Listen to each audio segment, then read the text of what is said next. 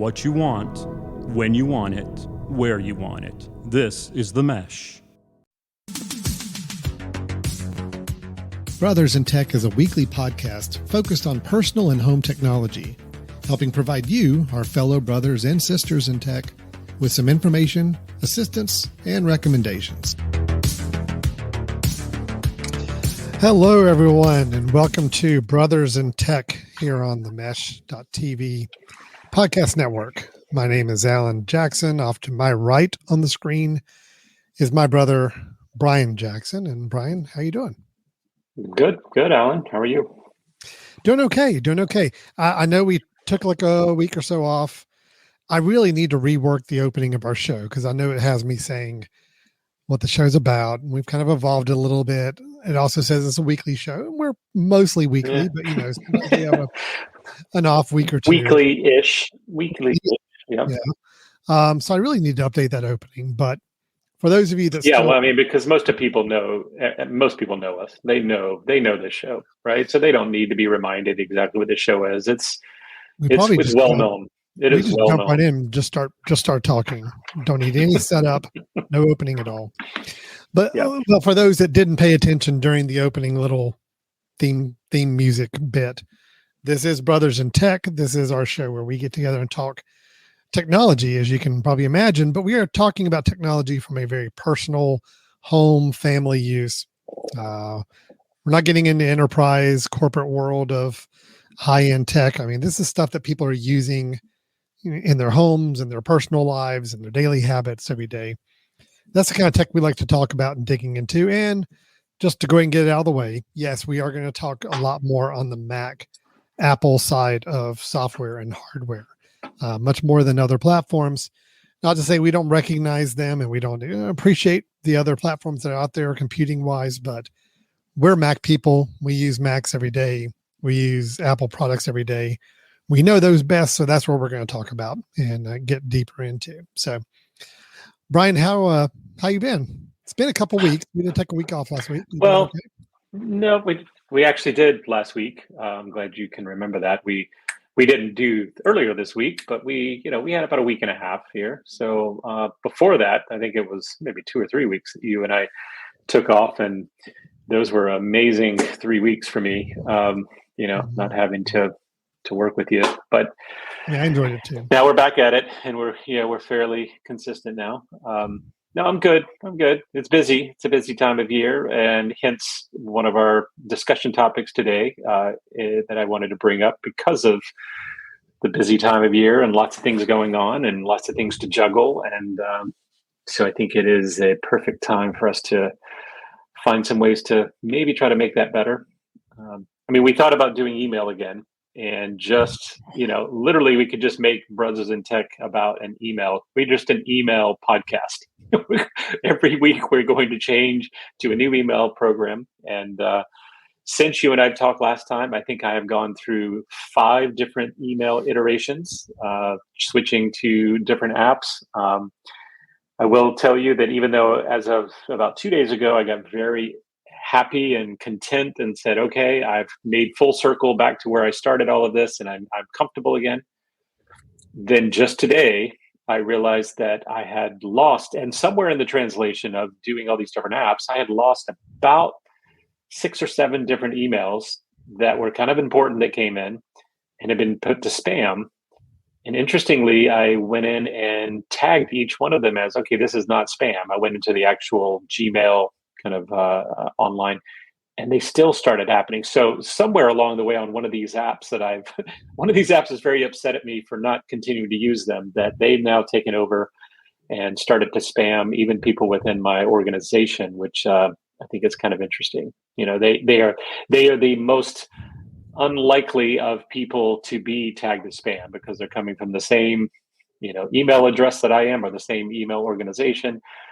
But somewhere along the way, one of those apps has gotten really pissed off at me. So wow. That's going to be a fun next week to try to figure out which one of them is still trying to do things, even though I'm not using them. So you started the path of exploring different email programs that we all do.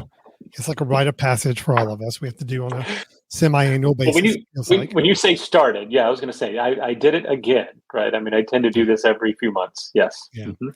So you started and you felt like you'd made your way back to the email program that you started with, and you were going to be happy with Correct. that. But now you're Correct. uncovering a little fluke issue that's concerning you. Well, that and when you and I started prepping for the show, 5 minutes before we started, I tried to explain to you why I left a different app, and then I realized, why did I leave that app? So now, after this after this show is over, I'm going to go take a look at it again because I cannot remember whether the reason why I left that app was uh, important enough for me to have gotten rid of all the things I loved about that app. So what I do think is funny, Alan, is we talked about this before, and I think we were joking at the time, but I'm beginning to realize it's true. There is not a perfect email app. No, There is there's not not. one. Mm. And when we start talking about all the things, and one of the problems is, I think if you're someone who has not gone down the road of getting out of the default email app that comes on your phone or on your computer, you probably don't realize what you're missing, and you're probably in a much better place when you don't realize what you're missing out on. Because when you start to see, oh, that's a really cool feature. Oh, I like that. You start to think, well, of course I need to make sure it has that, and you start getting a list of why you're going to not use an app. And so I think that's kind of where I am. That it's caused some issues for me to let's see. Yeah, for those listening, I private messaged Brian right in the middle of his little spiel there, letting him know that I think that maybe he's his recording is set to use the wrong microphone on his end, and this is something a good brother does. I try to look out for my younger brother. I want him to sound the best that he can, and I felt like he was just a notch below where he normally is. So let's see where Brian is. Brian, are you? So I'm back now, and yeah. So I was a notch below perfect, and now I'm back to perfect. Is what you're saying, right? I don't remember the word perfect, but you were well, that's what I took below where you normally are. Now you're back to where you normally are. So that's good. Yeah. It's funny. I think you purposely did that. You purposely you're the one that runs, with our system that we're on right now. Because if you remember last episode, you had the very same thing, and I had to correct you. Yes. Of course, you're legendary for your sexy podcast voice, so it was very obvious to everyone that you are not on your nice microphone. I noticed 10 minutes before we recorded that you were on the wrong mic, but I'm like, nope, you know what? Let's let this play out a little bit. And no, I really didn't. I should have called your attention to it earlier. Yep. My apologies. That's all right. That's all right. Luckily, touche, my brother. It's not like we talk about technology or anything, so we shouldn't have to worry about that or deal with that. No. We should have walked people through about how I fixed that. Look, all right. Maybe I just kind of spaced out because actually I for the first time in a while, I'm kind of tired of talking about email. So it's honestly kind of got to me where I'm happy. I'm good. I'm in a good place right now. I don't need to open up some new wounds and start. Really? You don't mean to talk about something. Ryan, I think last week when you started talking to me about all the research you're doing on different email programs, I got jonesing just a little bit. I was about ready to jump in. I'm like, oh yeah, I need to go refresh my spreadsheet and check out all these other options and reevaluate. I'm like, no, Alan, stop. You're good. You're in a good place. You're in a happy place. By good, this is the same good that you were talking about maybe a couple months ago when you said, nope, I found the perfect one. And then now you've also changed. I'm in a more perfect place now than I was that perfect place then. No, I have changed again, but right now I'm good and I'm not going to. Right now you're fine. You're not looking. So that's okay. I will look, and then I will brag, and then you will get jealous and you will go back into the mix. Then I'll probably go right back to where I originally started after that. So yeah, it's a vicious cycle. I tell you, between email programs, calendar programs, and note-taking programs, that's kind of the holy grail, the three. Now we're going to talk about one that I think maybe is close to being in that mix of ones. I think it's going to be number 4. It's going to be number 4. Yep. I do think I find myself wanting to go and revisit and compare different options. And that's as we're talking to-do list, to-do apps, task manager apps, things that basically allow you to organize what you need to do. What are you supposed to be doing? What do you need to remember to do? All those apps that do that kind of work. So Brian, I know you have been exploring a bit. I have. Yep. Some of this. You've been exploring the to-do app landscape right now. And so I'm going to kind of let you walk me through a little bit of what you've been seeing, what you've been learning, what you feel like are important to talk about with these apps for anybody looking to evaluate their own to-do app, task manager app, whatever you want to call it. Yeah. Reminders app, whatever it may be. So, well, and I think everybody probably has a point in time where you have your own system of keeping track of things. Maybe it's a notepad that you have on your desk, and every time you think of something you need to do, you scribble it just to make sure that gets crossed off. Of course, a lot of people have digital versions of that.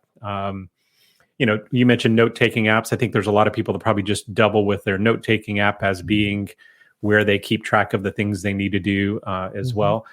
I've kind of gotten in the habit over the years of always having a separate app, something that the only purpose that thing has is a list. I'm creating a list of things that need to happen, like a shopping list, right? Like that, but a shopping list for my daily task. And it just gives me so much comfort to be able to check those boxes and get rid of those things as I see them. But I need that landing spot.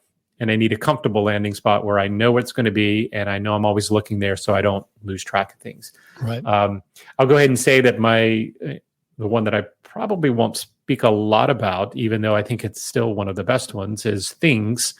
I've been using Things for a couple of years now, and right now they're on Things 3, I believe. So if you become interested in it, it's a fantastic app. You may be wondering why I'm leaving that app. I'm not necessarily leaving. It's one of the ones I'm considering. I have access to it. I've been using it.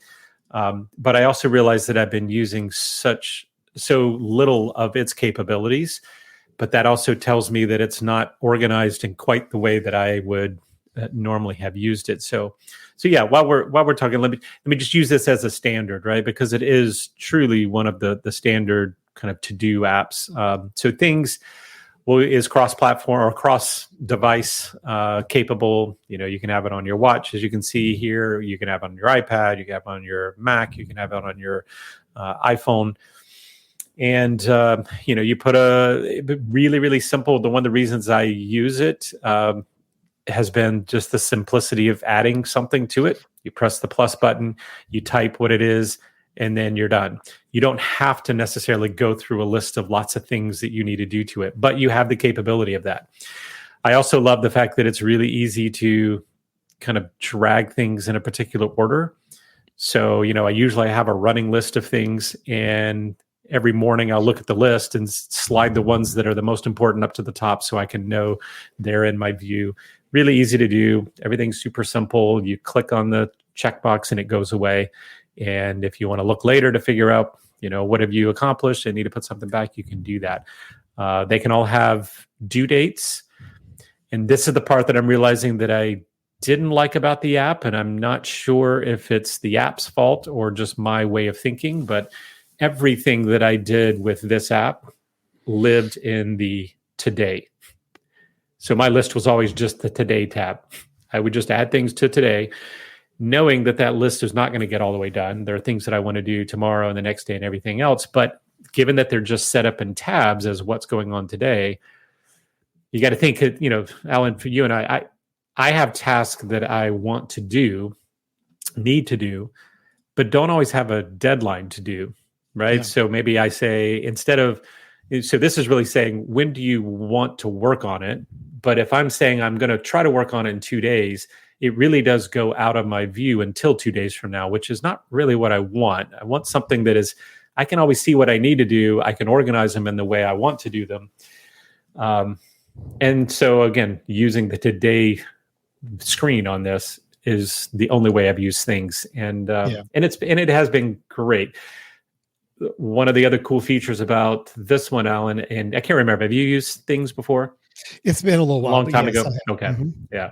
So one of the beauties of it is that it does have a way in which you can, if you're on your Mac, you can have a keystroke to do. I think mine is Control Option Spacebar, and a little entry screen comes up in just the center of my screen, and I can say, "Oh, do this, click enter," and it adds it to things. So it's a easy entry, from anywhere that you're working. So I love that, and that's one of my big features that I'm always looking for, is a way in which to easily add those. So when it comes to mind, I got to get it on there pretty quickly. Honestly, the reason that I started looking away from this, Alan, was because Apple's to-do list, which is its native reminders app, it made some updates that got me thinking, oh, well, maybe I should leave things and just go with what's native on the Apple ecosystem, because it did get so much better. And so that got me looking elsewhere. And then once I got into the world of looking elsewhere and comparing, then I decided to open up my search and look at lots of other things. But, I assume you use reminders, right, Alan? That's probably your go-to. So yes and no. Okay. I kind of have a two-prong approach to my to-do apps right now. I have a little more full-featured task manager that's tied in with my project manager app, so I use for work, and that's Asana, which we've talked about in many episodes ago. That's where a big app, right? You can do lots of things. It's not in the conversation today of what we're talking about, right? But all of my bigger project to-do items, work to-do items, everything is there. What I use the Apple reminders for, and that is the other one I use. That's the more local, smaller reminders app I do use. That's for where I just need to quickly put together a short list of something that I need to do. I use it for grocery list. If I'm going to the grocery store, my family all chimes in on what items we need to get from the grocery store. So I always have that. I've got shopping list, things that I know if I'm out of the store, some things I'd like to take a look at. Just simple lists. And also I keep a list. I call it a day of list. If I'm in the middle, if I'm at an event or I'm somewhere and I just want to keep a quick little list to start listing out things I need to do that day or things I need to take care of while I'm there, I'll build that into my day of. And that's what I use. It's kind of like, okay, what do I need to do right now? Kind of more immediate reminders for me to use. So I do like Apple reminders a good bit. It's not ready for, and it's not meant to be a project manager to-do list. But if you have items like, if you've got projects around the house that you want to keep a list of that you're going to work on, you've got a shopping list, you've got, something you need to do over the weekend, and you want to keep a running list of those things, it is really, really good for that. And I love the fact that it's so tied in with the rest of the Apple ecosystem. It's very quick to get into. It's very quick to make a new entry in.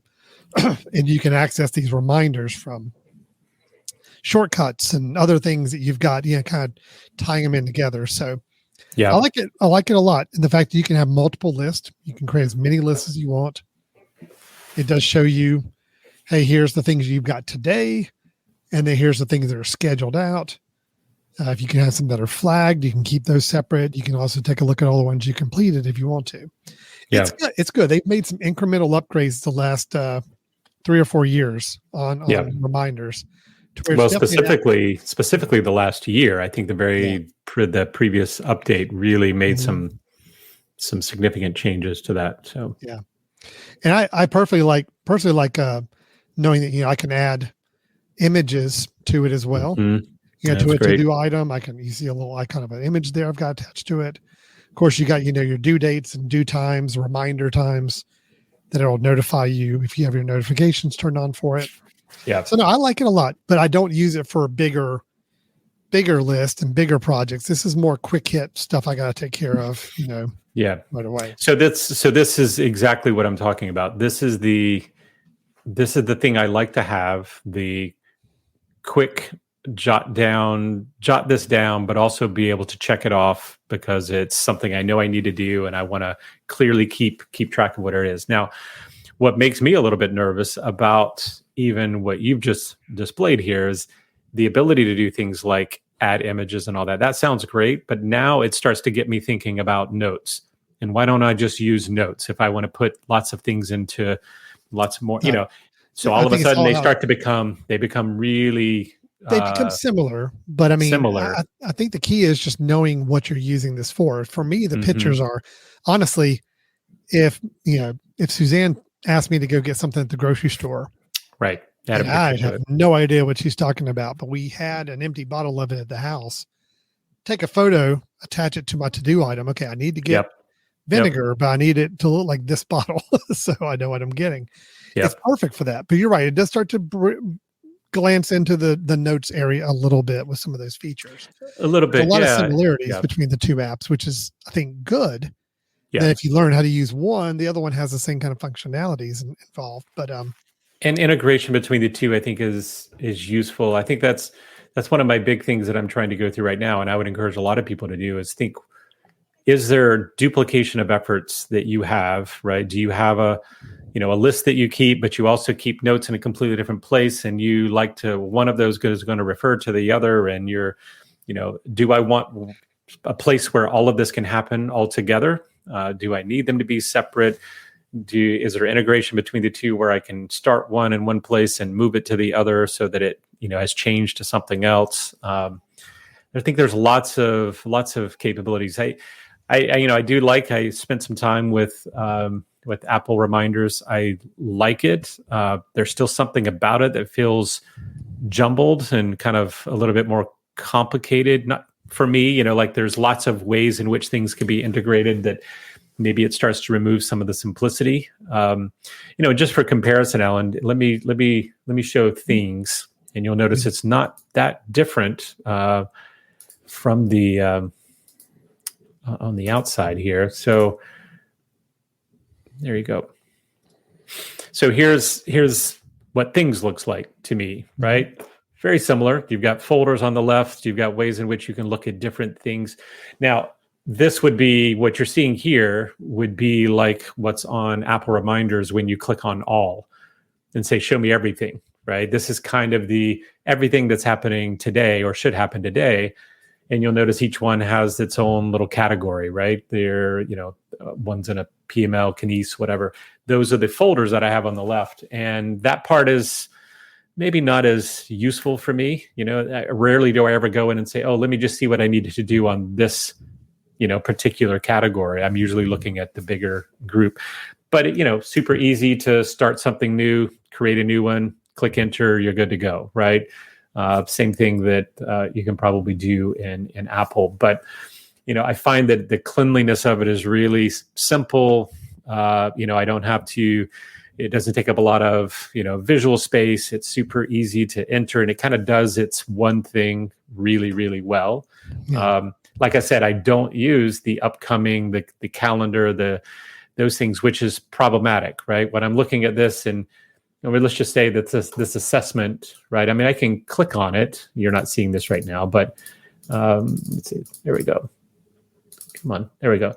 So I can go and say, it's today, but I can click on today. You're not seeing this, but it drops a little calendar. And I say, nope, put it as due later. But my thing is, I don't necessarily like to do that because all that's doing is saying, don't show me this again until then, right? If I happen to get ahead of things, I don't need to go and look ahead and try to figure out, well, what do I need to slide back to today, right? Mm-hmm. So that became a bit of an issue for me. I really like having one list, but I want that list to have info that can go with it. I want that list to maybe connect with some other features throughout my computer. So I'm not getting rid of this for now. Nothing I've found yet it trumps this for me. But I think that there's some things I'm hoping that I can find a better way to do. So let me kind of give you, Alan, some of my. I didn't create a spreadsheet like you did with email. I'm sorry, right? I mean, I'm an underachiever when it comes to that. So we have the question: are you really that committed to this committed. topic in this area. That's the sign. Committed is the optimum word here, right? Because I think that maybe you should have been committed for what you went through with email. I did, but no, overboard. Yeah. But I have been trying to think, like, what is it that is important for me to have with a to-do app?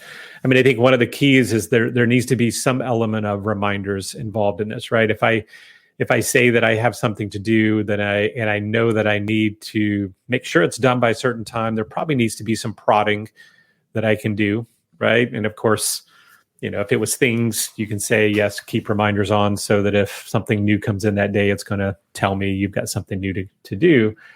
Apple Reminders certainly does that in spades, right? What I think what's great about Apple Reminders, and I've yet to find anything else that does this quite as well, is Apple integrates with everything else, right? You can talk to your, Siri and say, add this, but also add this and do this when this happens, right? Mm-hmm. When I get to work, tell me this. When when the end of the day comes, 5 o'clock happens, remind me to do this. So the to-do app becomes a little bit more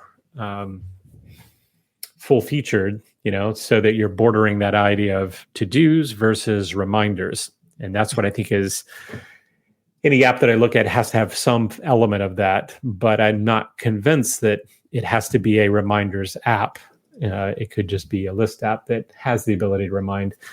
I think there needs to be some way of grouping things together, right? I mean, you can't, I like the idea of having one big list, but I also want to be able to tag them. So if I make a quick note that says, get the book, right? If that's all I put down because I had time to write down, that I need to know what I'm talking about, right? Maybe there's several of those that I've mentioned in my list. So I think most of those will do that. You can flag them different ways. You can give them categories. You can kind of organize them in different ways if you want to look at things in that way.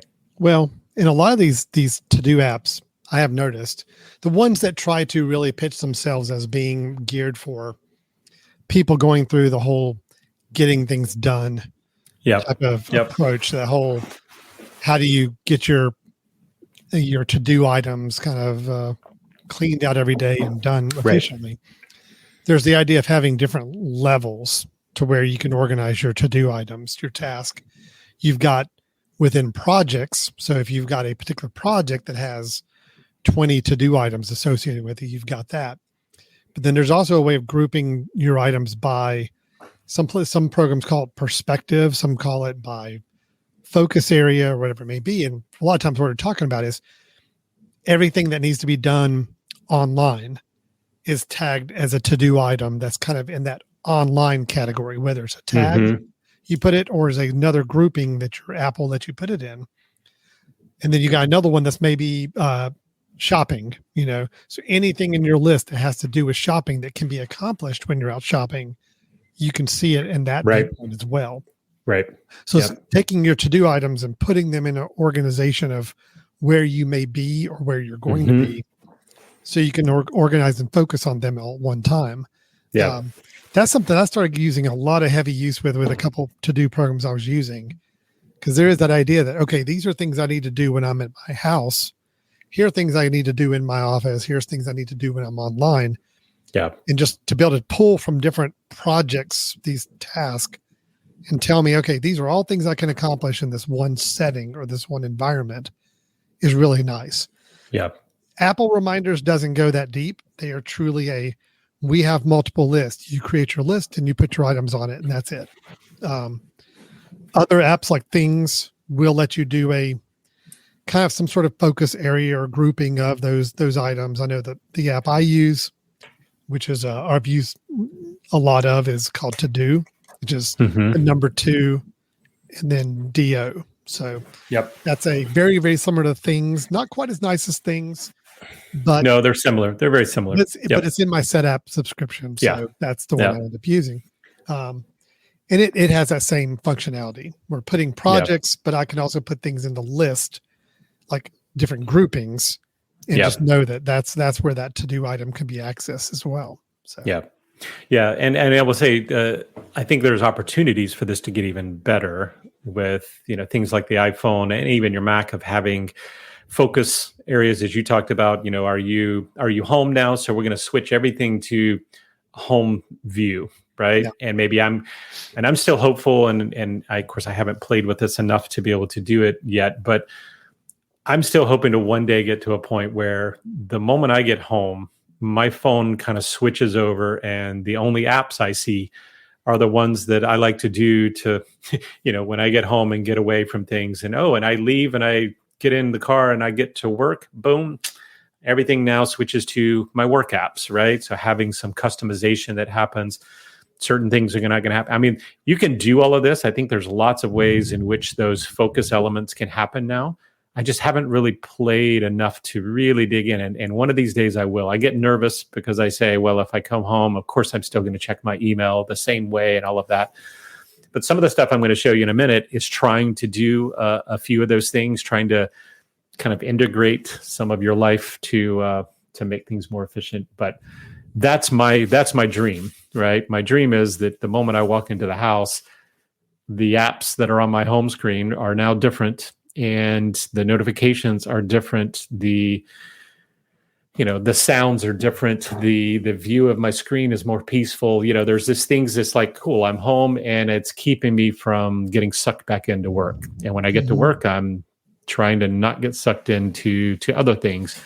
There's lots of those things you can do now. You can put those in place, but it's going to take some setting up and also some commitment to that. So, but let me mention a couple other things, Alan. I think it's really important because I treat this like my sticky notes, right? This would be like having a pad at my desk where if someone mentions, hey, remember to do this, I just quickly grab a pen, scribble it, and I know that it's there, right? I'm safe.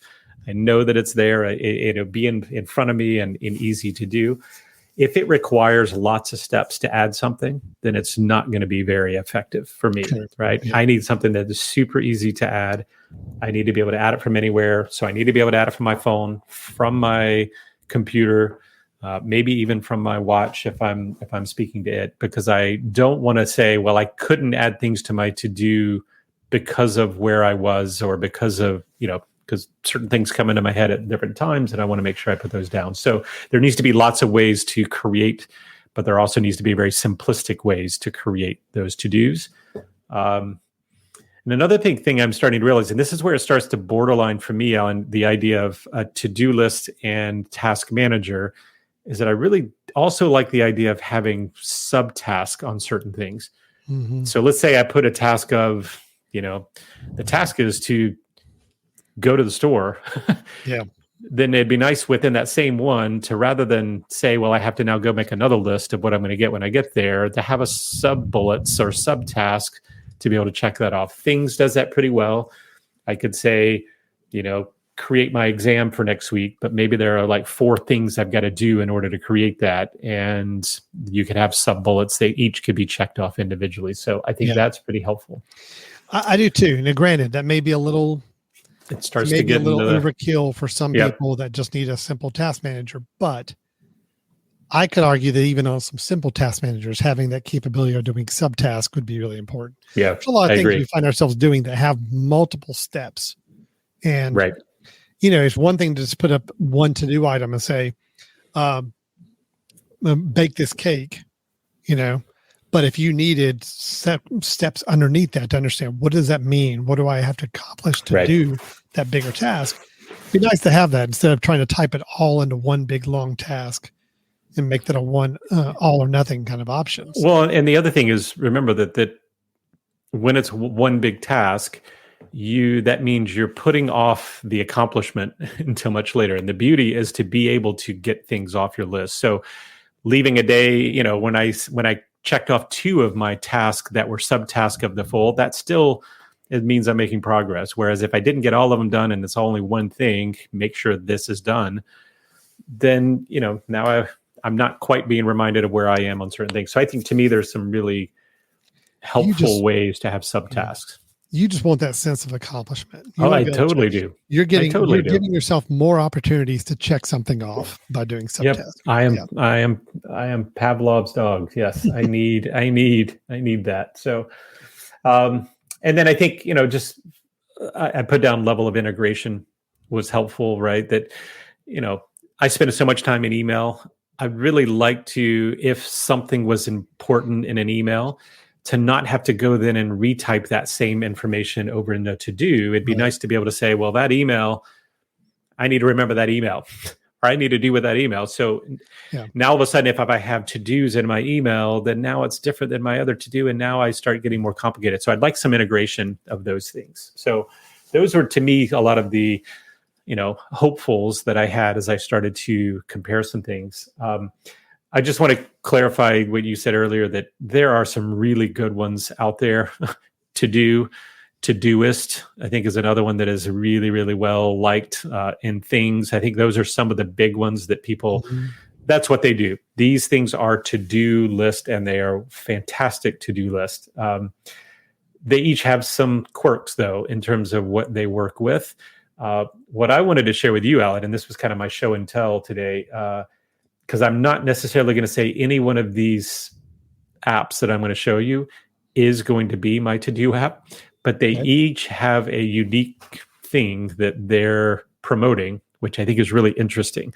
And so I just want to make sure you're aware of that, and that we can share that with folks. So are you okay with me? Go ahead and share some. Okay, let's do this. I'm going to share. Let me actually go to the web page of this one first, and then I will actually pull the app up so you can see. Okay, so the first one I'm going to show you, just because I want to tempt you with getting into the world of email again, since we've been talking about it, is so this is called TwoBird. And what's interesting about TwoBird, when I started getting into this world of finding a to-do app, let me zoom in a little bit for you here.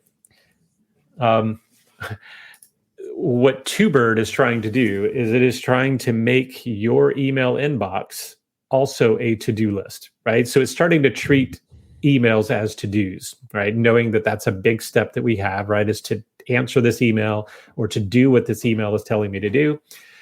But it goes a little bit further, and it's not just saying, well, each email is a to-do and that's all you have. Is like, did I do it or not?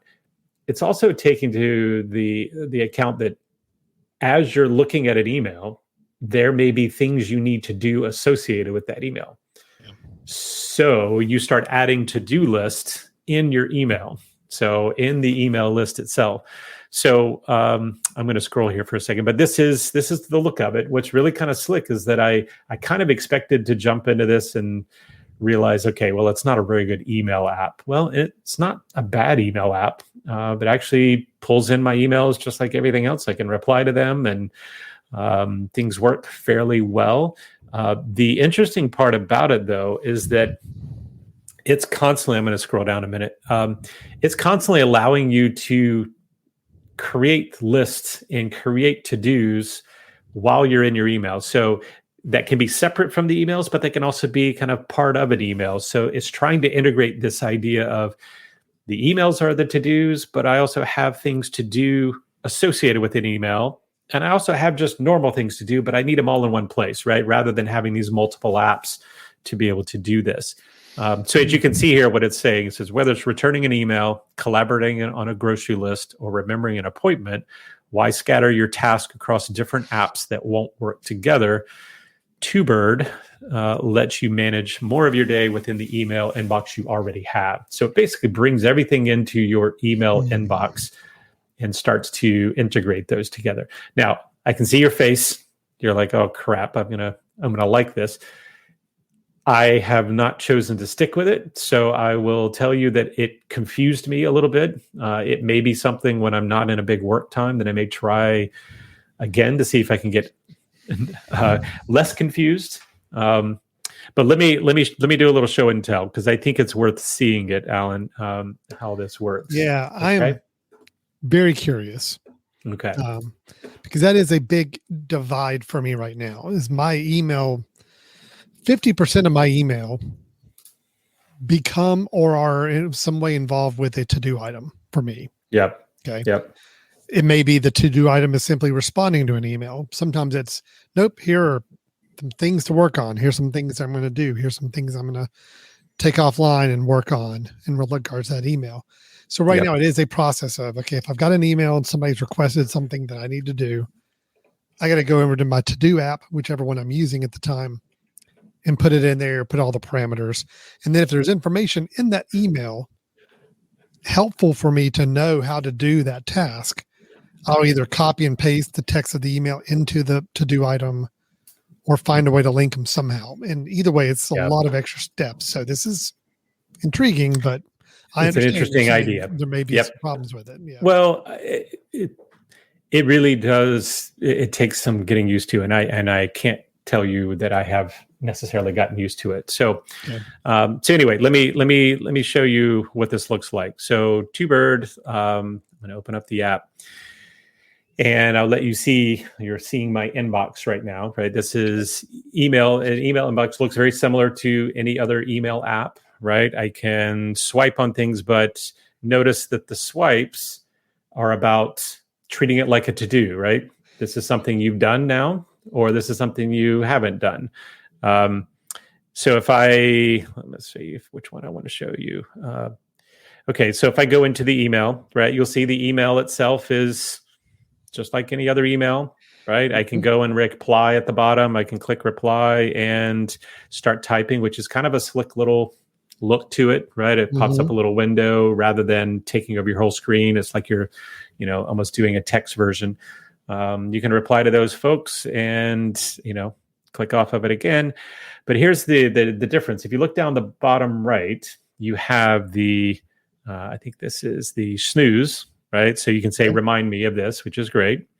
The one next to it is where it becomes interesting, right? You're now clicking it as to do, right? So you're saying, almost like unread, you're saying, I need to do this, right? And you'll see on my list now, I have two things that are to do. And I've yet to figure out the difference between the to do and just unread. So it really treats it, if you've not read it, you still have to do something with it. So it's kind of going to that email zero inbox, right? Sort of approach. Now, here's the other thing is now I'm back on the list and it has that other plus at the bottom. I think, let me remember if this is right. Yeah. So now I can create a to-do list, or I can create any sort of notes, right? Notes, list, whatever. I can make it to-dos, right? And I'm just kind of piling in language, and I can actually tell it to remind me about this list later. So it kind of treats it almost like its own email. And now that to-do is in my to-do list, right? Which includes the other emails that I still need to deal with. So if you can kind of imagine, like, it's combining your list or your notes along with your emails, and each one of them is something that has to be done. Something has to be dealt with, right? So as you can see, it's almost like I have a brand new email that is in my email list, but it's the notes I just made to myself that need to be dealt with. So I've been trying to figure out, like, how do I work with this? I'm assuming that each to-do would have to be its own note, right? Like if I'm just quickly saying, hey, I got to do this, one quick note, and then save it, and now it's in my list to do. And then when I am done with it, I can go and say, hey, I'm done, right? Slide it and say it's done with. But that doesn't make a lot of sense on a, checkbox list, right? To be able to say the whole thing is then done. So that's the part that still confuses me, is like, how would I do? I like it. I like the idea of the fact that we're integrating some notes and things, especially on an iPhone, where those things have had to be different apps before, right? Jumping over to notes, jumping back to email, but you're actually creating some things in there. Of course, hiding done means that anything that I've done previously up to this point, even in email that I've read and said, don't keep it as undone, is now hidden for me. Right. So what are your thoughts on this as I kind of toss out I think I get it, but yes, it is a little bit of a weird stretch. I don't know. I'm curious. I look at the concept on the surface is great to me. I think it's a great concept.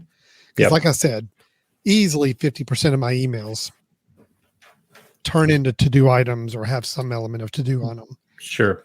having that in one place makes perfect sense, but the implementation is what's going to be key. I mean, if it's confusing or if it's kind of clunky to get what you're wanting to have done, then it's not going to be a winner. I mean, you can go back to your original way of doing this. But I love the idea. I mean, to me, a perfect app from a productivity standpoint is a really robust email program that has a really great calendar built in and tied in with your email. And then you also have this great to-do list. Yeah. All three working together because they all deal with time. They all deal with things that have to be taken action on in some way, shape, or form.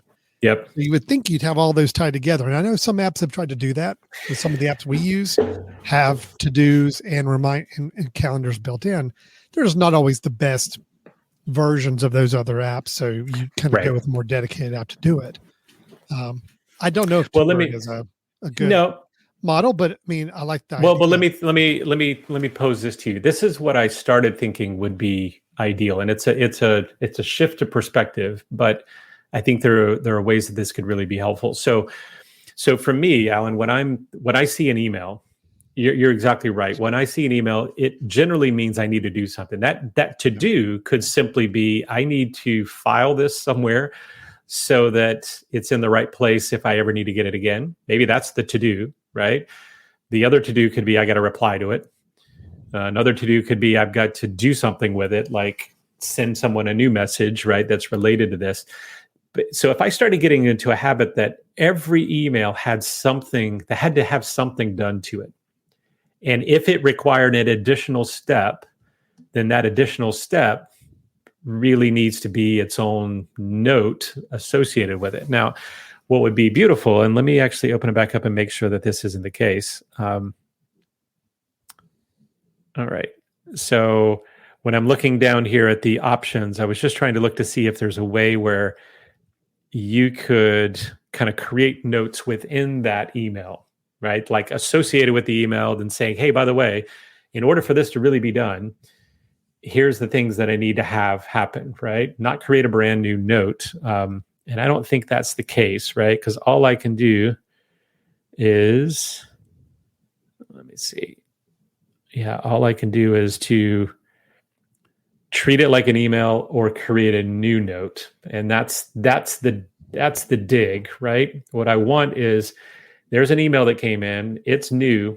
That email means that I need to reach out to so-and-so, and then I need to respond to this person to tell them that I did reach out to it. So now there's a to-do associated with that email, but it's not just dealing with the email. It's dealing with something else associated with the email. That's my rub, right? That's the part that I don't think Tubebird does yet. And of course I need to play with it a little bit more, but I have to say I was very impressed with the fact that that this is actually becomes a really nice email use, right? I mean, the email client itself is not bad, right? I'm playing with it on the desktop version right now. Yeah, it's not bad. It's not bad. No, I will say one thing I already noted, and it's going to be an issue for me, may not be an issue for everybody, probably not an issue for you. It looks like it will work with Google and Microsoft email accounts. Yep, that's right. Not iCloud accounts or IMAP or any kind of third-party email provider. So if you have a Google account or you use a Microsoft account or a combination of the two, you're okay. But that's the two things to be working with right now only. And of course, as you see here, it does kind of tout its unsubscribe capabilities where you can easily unsubscribe from apps, which is something I do like that a lot of email apps are doing now. But Alan, here's the thing to keep in mind, right? So if I go over here and to the tray and say, show me notes, right? Notes are the things that, I've created along the way, which can obviously, I could just treat this as notes and say, I am creating myself to-dos and notes on its own. And just the end box is all of those things together, right? It's like, hey, you've got to deal with the incoming messages and you've got to deal with your to-dos or notes that you've created for yourself. So it really is trying to tie those two together, which I think is is admirable, and it would require some real tweaking in the way that I do things to make it work. But I think it's super interesting. So that's the one I wanted to throw out there first, right? Is to kind of show you that, okay, integrating notes with emails or to-dos with emails is really kind of a creative thing. Okay, I'm going to show you the next one, Alan, which does something a little different. Sure. This one is called Sorted. Okay, SORTED. And what Sorted is, okay, here's the unique part, and there's some really interesting pieces here. So what Sorted does is Sorted makes the assumption that you have a number of things that you need to do today, and you have a calendar of openings in which you can do them, and it's going to help you find the times in your day to do them, right? So let's say that, you have a calendar. The calendar is you have meetings from here to here, you have other meetings from here to here, you have meetings this evening, and those are already set. Those are times where you can't be doing other things. But you also have a series of to-dos that you need to accomplish, right? Okay. So what this does is this will creatively put your to-dos into places in your calendar in which it thinks you can do them when you have enough time to do them. Okay. So let me show you an example, Alan. This is looking at today, and it does integrate with your calendar. So you can link it with your calendar. It'll show up, as you can see here. Our recording is one of my to-dos. Let me just move forward. I'm going to show you. Okay. So this is the busier day, right? This is the day on Friday when I have lots of things going on. But as you can see, these are my calendar events, right? Now, I did add one earlier. I added that work on task A, just as an example. And you can tell the difference if you look on the times on the left. The ones that are locked, so the ones that have the lock underneath them, those are calendar events. Sorted is not going to change those, right? It's not going to affect those. But the things that are not locked, like work on task A, was a new one that I created. So let me open that back up and show you. So I put on there that I wanted to work on task A, and I put that it was an hour-long task, right? That I needed an hour to do it, okay? And by doing that, I actually, I went up to the top right, and I told it I wanted to auto-schedule my to-dos that I had for today. And it's saying, okay, well, do you want to schedule them within a certain block? Like, do you only want them to happen in the morning, or do you want to happen a little bit later? So I tell it, anywhere between 7 and 6 is fine. Next. And then you have this buffer that do you want time before events or after events? Do you want to buffer around your to-dos, right? So it goes and it says, okay, great. I'm going to keep it at 7 a.m. because that's where you had an opening. You had an hour that you can do that. But if I go and change it and say, actually that's going to take 2 hours, right? Let's say that it takes 2 hours. Okay. So now there's a couple of things that you can do. You can either auto schedule, right? Which I think if I went to the pro version of this, Alan, the paid version, this is free. But if I went to the paid version, the moment it got put in there, it automatically starts to look at new places that it could put it. Okay.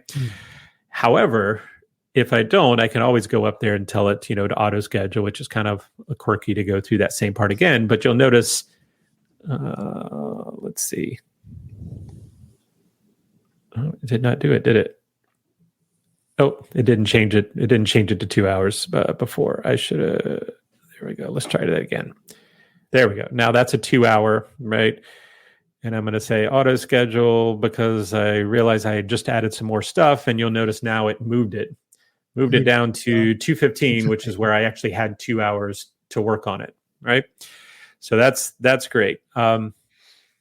Here's the part that I thought was super slick. Okay, let's say that this first one, and of course I have no time set for it because that's just a weekly thing that I have to check on. I'm going to move this back, Alan, and just to make it. No, actually, you know what? I'm going to do a different one. Let's just add another one so we can see how this creatively is done. So I'll new one and say, I'm going to add a task that is work on task B.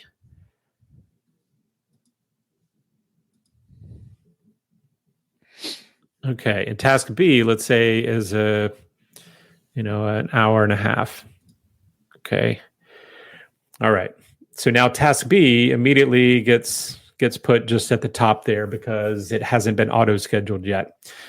But let's say that Alan and I decide to move it to where I want to work on it, at 9:00 as well, right? Okay. Which of course is kind of a problem. But now check this out. This is where I think is one of the slickest user interfaces that I've seen. If I click and hold on something and select it, let's see. No, it's not selected. There it goes. If I slide it, you see what happens on my timer over there. It gives me a way in which I can shift everything. Everything that's not locked. So let's say I have 12 to-dos. Each of them are 30 minutes. They're being plugged in. And then I go, you know what? I just got delayed an hour. So I'm selecting all the things that I need to shift. And you know what? Now I'm just moving the slider and I'm telling it, you know what? I need to move it forward. As you can see the top up there, I need to move it forward an hour, right? And what it does, it takes everything that was a to-do and kind of shifts it an hour ahead, right? It's a very slick way of kind of saying, I still have these things to do, just push them all back an hour. I still need to do them. I still got to get them accomplished, right? Now, I'll tell you what I don't like about this app is you can see each of those calendar events is treated like a to-do. It has a little checkbox. Well, it doesn't auto do it, right? Like, so there's Fantastical. If I'm looking at it, it says, hey, that's done. You don't need to, I'm going to grade this out because we're already past that, right? This, I have to go in and actually check those off to say that the day is done and to be able to see what is actually needed to work on, like there at the bottom. But when you do click it off, it goes away. So I think it's easier to potentially see, if you have a day where you have like 7 to-dos and you haven't scheduled anything and you tell it to auto schedule and it does, and then you start getting delayed on the last 3 of them, you highlight them, do the slider and say, push it back 2 hours, and now it takes them and moves them back in your calendar, which I think is pretty slick. So This is one that kind of does a different thing. It doesn't do the email. It does, I want to integrate with your calendar and I want to auto schedule your tasks. What I haven't figured out is if I don't do a task, could I get it to carry over to the next day?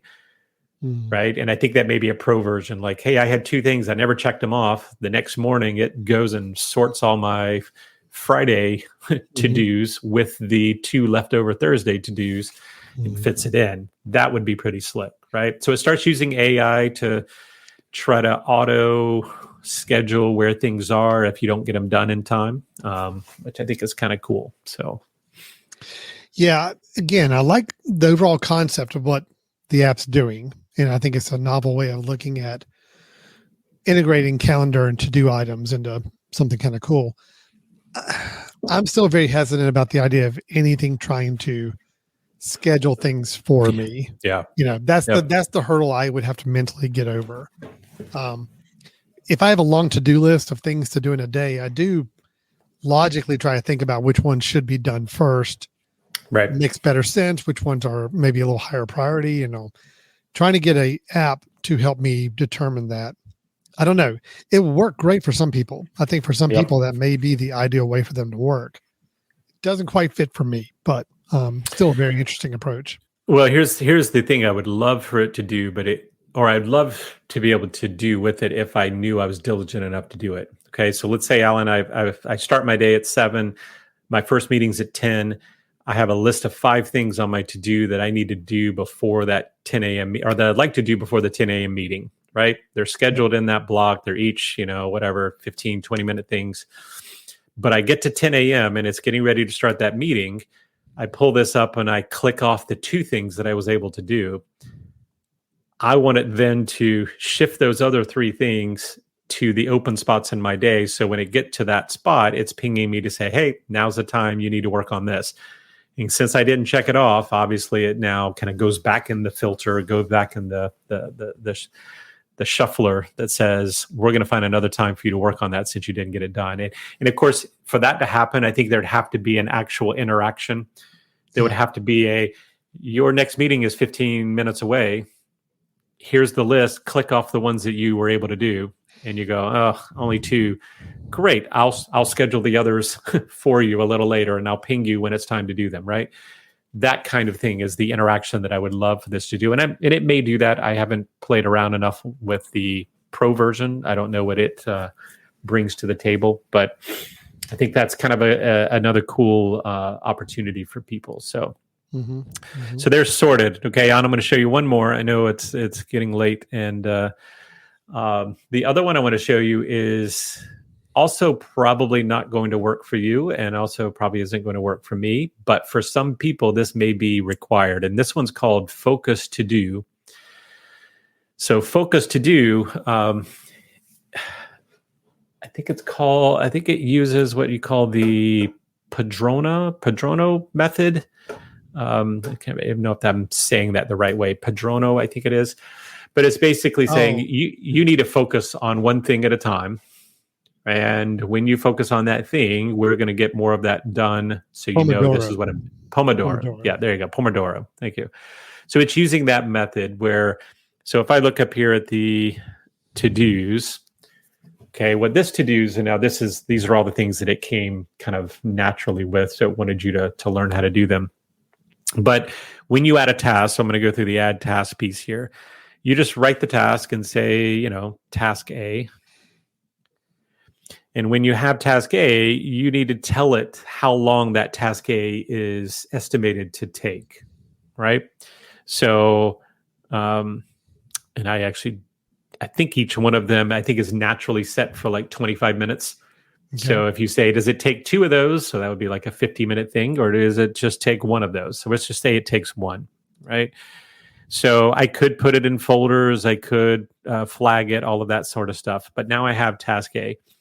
So what's interesting here is that this one really is, I need to work on this right now, and I need to know that I'm doing that. So I'm going to click on the play, which is, okay, get going, right? It takes over my phone, gives me a countdown, and says, here we go. Now, you'll notice at the bottom, there's an option to do strict mode, which I think actually shuts off notifications. It shuts off everything and says, focus, right? Get on it. Once that happens, it also allows you to put white noise on. It allows you to do kind of a timer mode, a different version of it. And the goal is like, hey, this is the time you said you wanted to work on task A, do it. And the moment you're done, so let's just say I finished it, I click on complete. Let's see, how did that happen? Pause, stop. Okay. Oh, you know what it is? Yeah, I think it's saying for 25 minutes, right? There could be multiple things you could have put up there and work on those, get those done. Those are high priority. You get them out of the way. And you'll see that some of these have like 3 of these levels, which means it's going to take 3 rounds of this in order to get it done. And what the beauty of it is, I think it does allow you to see like the overall, how successful am I being? How many tasks have I completed? How many tasks do I have left? How much time is it going to take for me to actually do those? So it's kind of taking this approach of you need to be strict with yourself and you need time to work on these. So when you're ready to work, and I think that's where this method comes in, as it says, when you're ready to work, you need to work, but you need to work in blocks and say, I'm going to work hard for 25 minutes and not get distracted. And then I'll take my break and I'll come back and let's see what I can accomplish during that next block of time. So I think it's interesting. It's not the way I work.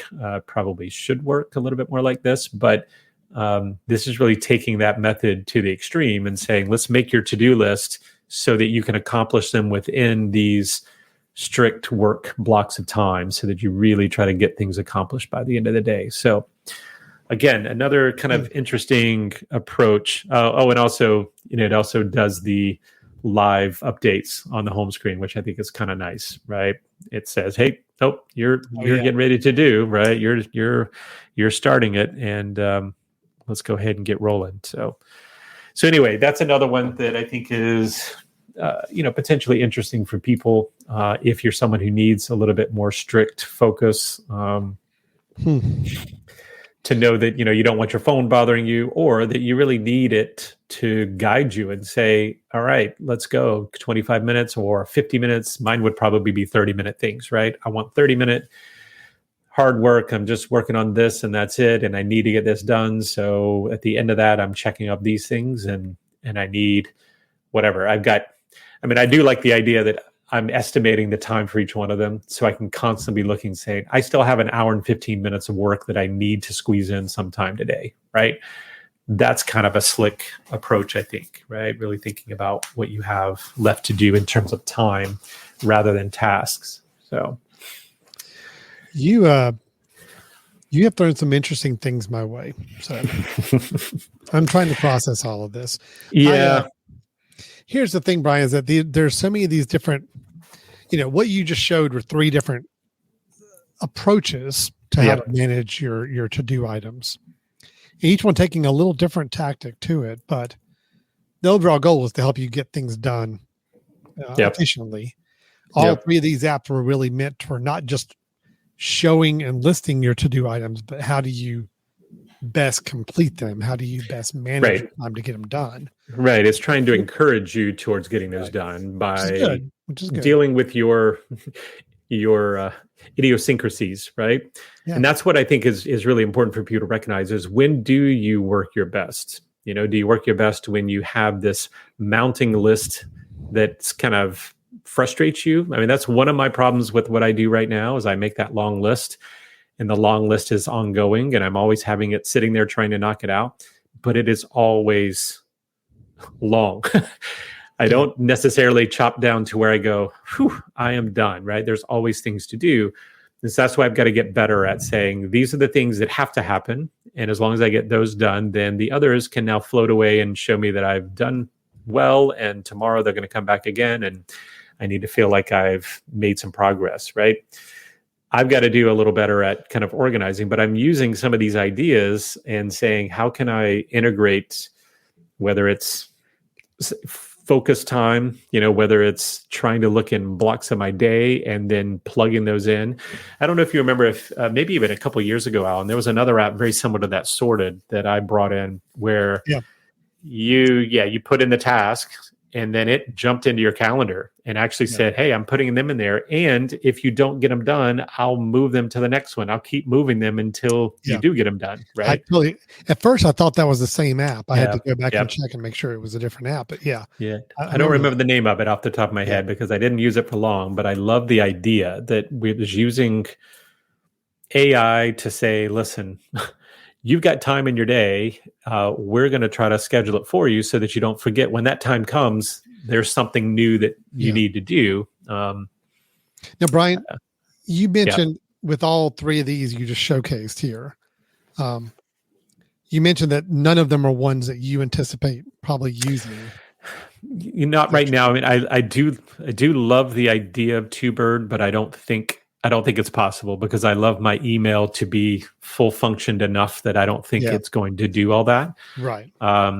The sorted part is interesting. And honestly, if the sorted, if I felt like sorted was strong enough to go to a pro version, I think the pro version makes a lot of sense for me. I just don't know if it makes enough sense to pay. So I'd really like to test the pro version out and say, oh my gosh, did that just flow super nicely to have something that's automatically filling in my calendar? But given that I love Fantastical so much, I don't see myself leaving the calendar view because I use it all the time. So that became problematic. The focus to do is probably not my thing. I don't think I would be as good at saying, here you go, I'm going to now do this and make me focus for this amount of time. I think there would be other diligent ways of going.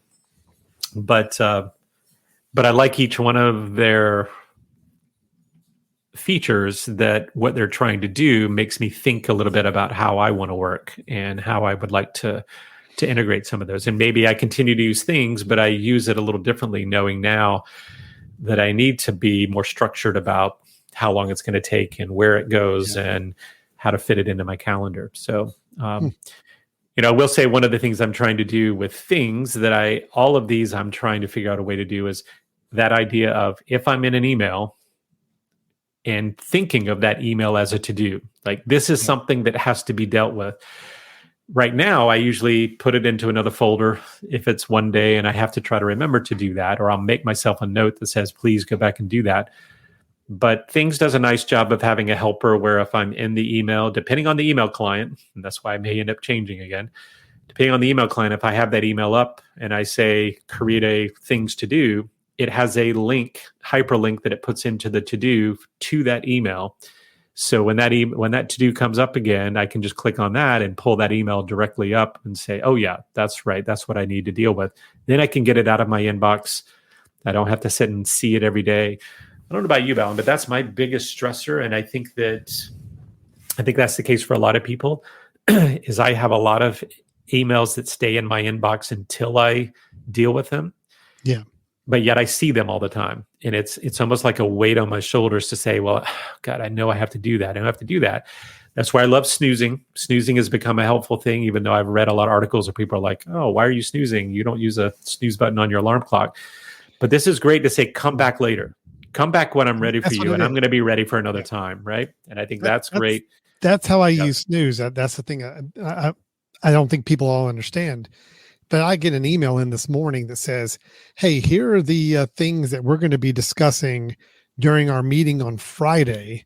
You know, I don't need that email to sit in my inbox for the next 4 days, taking up room. I don't want to file it away because I want to make sure it's there when I need it. But I don't need it till Friday. I'm going to look at it on Friday before the meeting. So I snooze it till that time.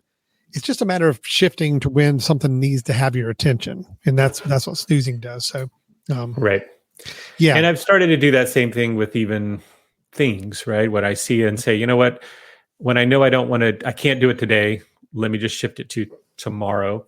The problem is I'm not comfortable enough with that. I want a better way to deal with that. I want a better way to say, you know what, if it doesn't happen today, shift it over tomorrow naturally. And, let's finish the day and say, I'm done.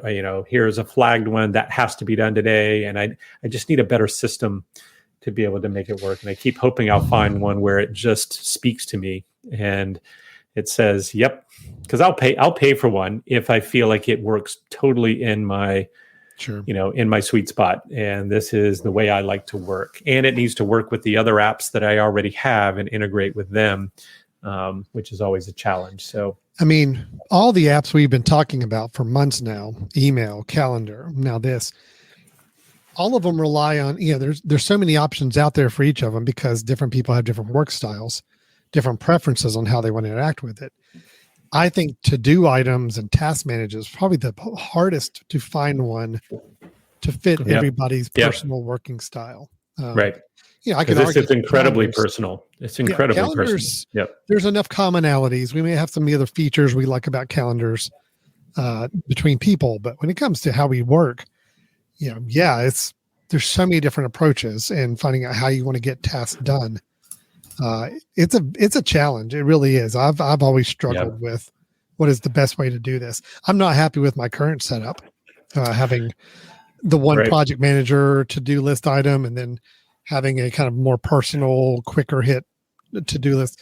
I'm not happy with that setup at all. I don't like the task manager that's in the project management software I use, but I use it because that's where all of our project stuff is, and it's easy to keep it in one place.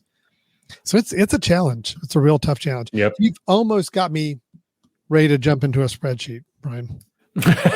almost ready. I'm almost ready to start building a table out and say, all right. That was my whole purpose. Was I wanted to tease the need for you to jump back in on spreadsheets here. So yeah, the problem is you're right. Just as we started this whole thing, that there are levels of this, right? There's the quick to do. There's the slash reminders that just, hey, listen, I'm going to jot this down. But then there's also, people that focus more on notes, right? Where I want the yellow pad up on the screen and just quick scratch. And that scratch could be a reminder. It could be a to do. It could be just a name that you need to remember.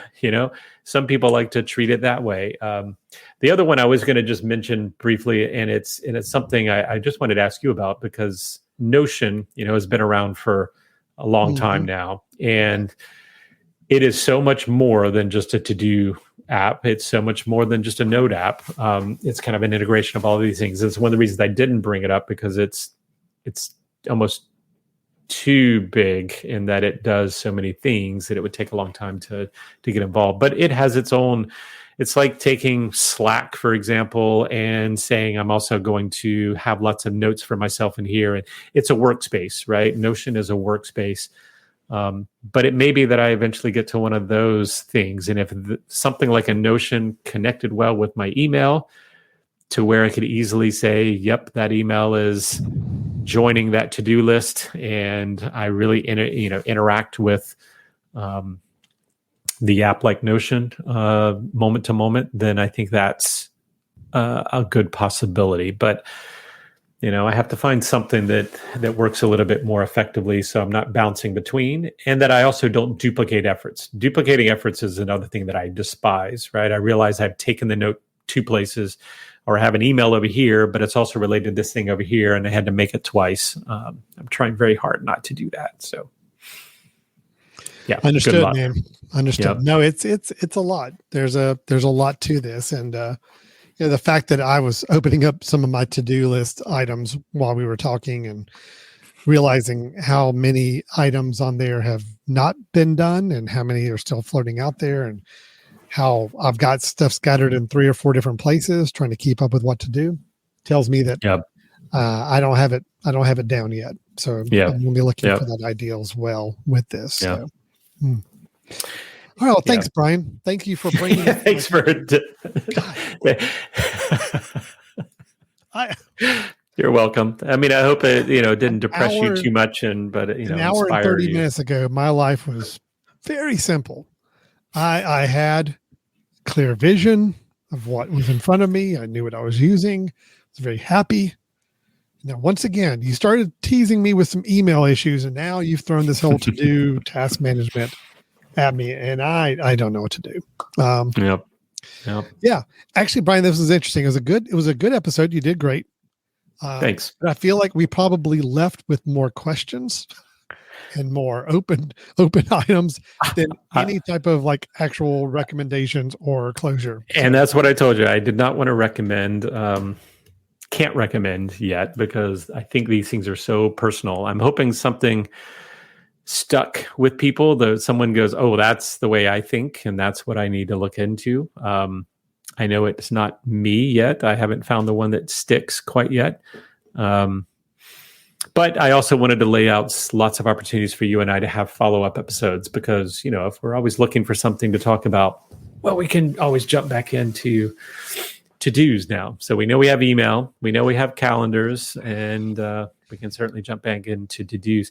I mean, notes, my gosh, we could go lots of places with that. But, I think there's... That's the 4-quadrant that's productivity suite to deal with. So that's right. Yeah. Now I'm just tired now. I just want to go leaving go to sleep. Well, it'd be really nice if you had something that took your to-dos and actually started to make it work for you, right? Then you'd feel a little bit better about life. Right now. I'm hoping. I've been reading a lot more. I'm fascinated with what AI is doing these days, and every day I'm learning something new with AI. I'm just waiting for somebody to come up and say, you know what? You have a to-do list you've created over all these months and things to do. Now this AI tool will take it and actually perform those tasks for you and knock them off your list. That's what I'm looking for. That's what I'm needing. Yeah. That's what I'm hopeful for. So it'll be good. It's going to step up and say, I'm sorry, I'm canceling the rest of your meetings for the next 2 days because we're going to knock off these to-do lists. And here you go. Here's your first one. Get to work. Here's your second one. Get to work. I'd actually be okay with that. That would be good. Be pretty sweet. That'd be pretty sweet, wouldn't it? Yeah, to go ahead and cancel everything for me and to say, nope, Alan, I shut down your web browser. I shut down your news feed. We are just going to focus on this right now. And that is it. So have fun. That's pretty cool. Okay, let's wrap this up, Brian. Just to do a little tease, I think next week, next time we get together, email. I'm looking. Email. No email. No, done with email for a while. Done with email for a while. I want to get into something a little different. I'm going to show you because I've just this is not a it's not a communion wafer like it may look like from church. This is actually a NFC tag, NFC near field communications tag. I want to showcase this and how this will work with your mobile phone to do cool things that you want done around your place. So we're going to get into that next time. Love it. Yeah. So with that one, you may actually give actual suggestions of what to do rather than just make people confused and depressed and feel as though they're not doing things the right way. Pointless, worthless, lazy. Oh, you're welcome. You're welcome. Scattered. All the emotions I started feeling in your talk there, Brian. Yeah. No, we'll get there. We're going to get it. So, Brian, if anybody did hear this conversation and for whatever reason feels inspired or feels like they're getting things done or anything, or maybe they're just like, I cannot believe you guys did not mention this as a to-do task list project list idea, whatever app. How can they get a hold of us and talk to us about what they're seeing? Yeah, they can send us an email at info@themesh.tv and, give us some to-dos, give us things that we need to do that will obviously not get done and probably go into the long list of things that we have not accomplished. You can also go to our website at www.brothers-in-tech.com.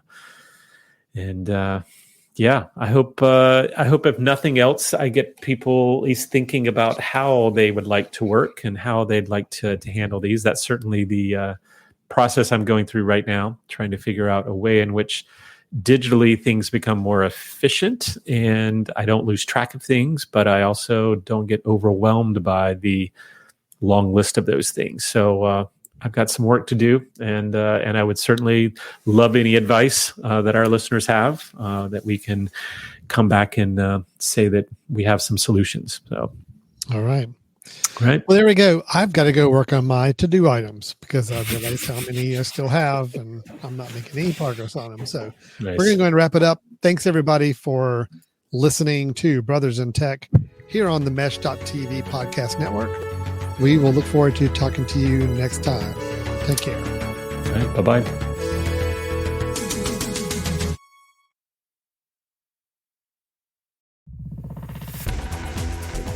You've been listening to The Mesh, an online media network of shows and programs ranging from business to arts, sports to entertainment, music to community. All programs are available on the website as well as through iTunes and YouTube. Check us out online at themesh.tv. Discover other network shows and give us feedback on what you just heard.